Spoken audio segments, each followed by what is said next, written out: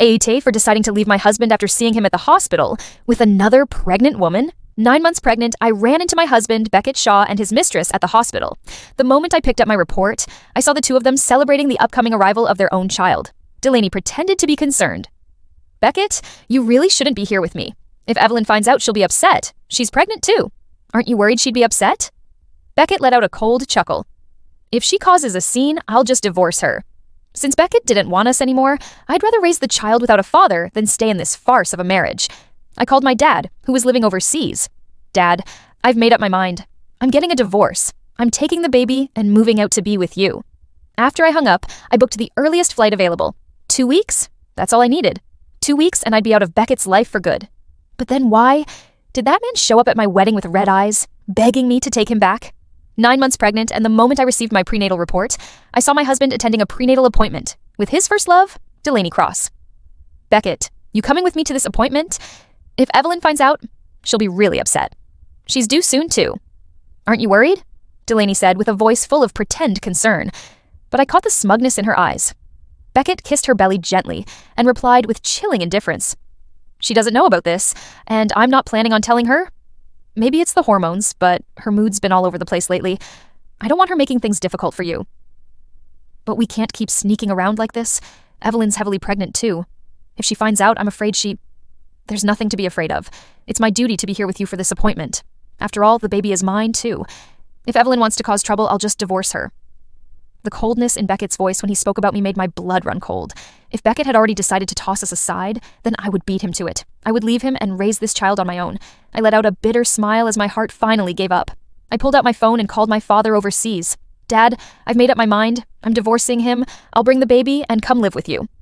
I'm glad you finally came to your senses, came his voice through the line. The Shaws might come from an elite family, but ours isn't lacking either. If staying there only brings you pain, then yes, leave him and raise the child on your own. You're right, Dad. After hanging up, I immediately booked the next flight out. I thought back to this morning when I asked Beckett to come to my appointment with me. He said he had work. Turns out he was just accompanying Delaney to hers. 9 months of pregnancy, and not once had Beckett ever come with me to the hospital. Delaney had her engagement called off 3 months ago, and ever since she came back to the country, Beckett had been meeting her over and over again. From the moment she returned, Beckett and I had barely shared any time alone. Whenever Delaney called, even if it was just a text, Beckett would drop everything and rush to her. He even hugged her affectionately right in front of me. It wasn't like I hadn't confronted him about it, but every time I did, he brushed me off with the same excuse, that Delaney was going through a hard time and needed support. According to him, everything he did was to help Delaney back on her feet. She was pregnant, he said, and he had a moral obligation to be there for her. But Beckett seemed to forget one crucial fact.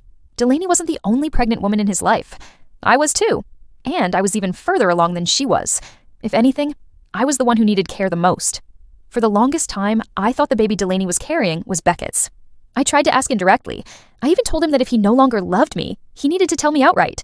But every single time, he'd shut me down, impatient, dismissive, evasive. And the one time I dared question whose child Delaney was really carrying, he got furious. He kept reassuring me over and over again until I finally chose to trust him. I told myself he was just being kind, that he hadn't fallen out of love with me. But now, it's all so clear. Delaney's baby has always been his. They'd been sneaking around behind my back for God knows how long, and I was nothing more than their cover story.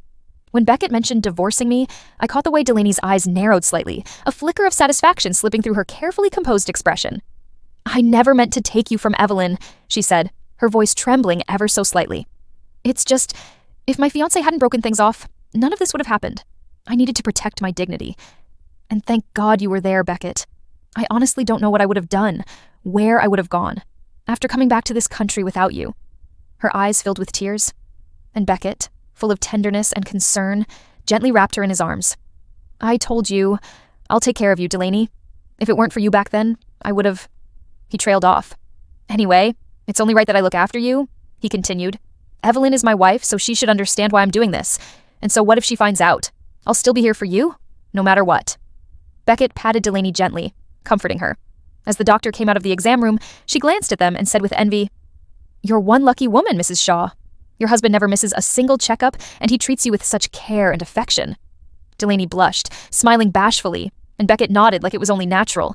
I stared at the sickening scene in front of me, nails digging into my palms. 2 more weeks and I would be gone from Beckett's life forever.